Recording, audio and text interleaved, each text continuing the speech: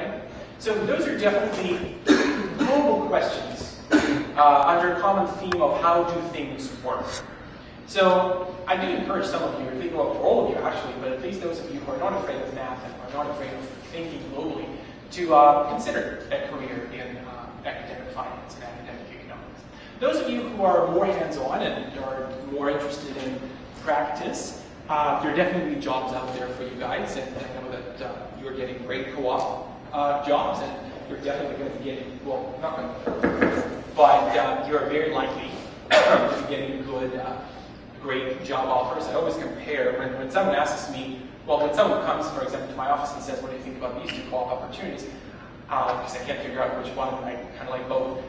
I always think in the back of my mind, gee, I was at the University of Mississippi for many, many years, and the jobs people were getting out of there were at peanut factories and cotton manufacturing or Purdue or processing plants. So you guys definitely have great opportunities and great job choices coming out here.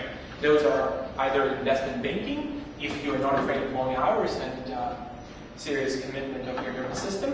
There are some easier, well, I don't want to say easier, but there are some jobs that probably wouldn't require as much of a commitment, and those are in corporate finance. If you don't feel that you are willing to or will be able to deal with long hours on Bay Street or on Wall Street, there are corporate finance jobs out there, right? Every company, no matter what it produces, peanuts or cotton, has to count. Well, wait, the accountants count. Has to figure out how to run its money, right? Its cash or its capital.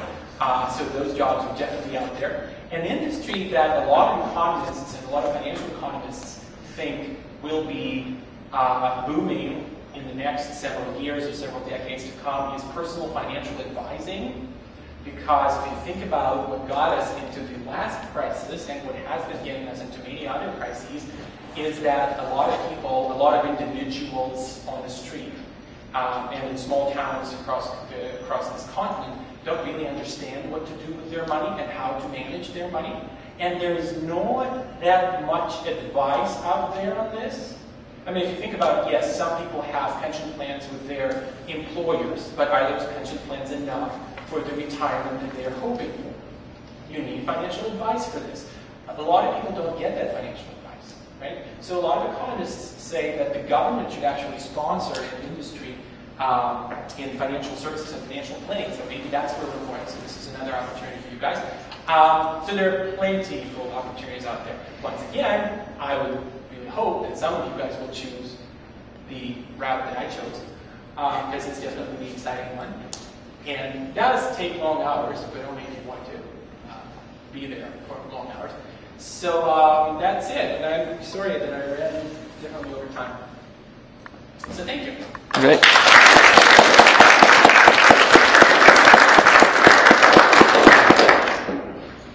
And Sasha didn't talk.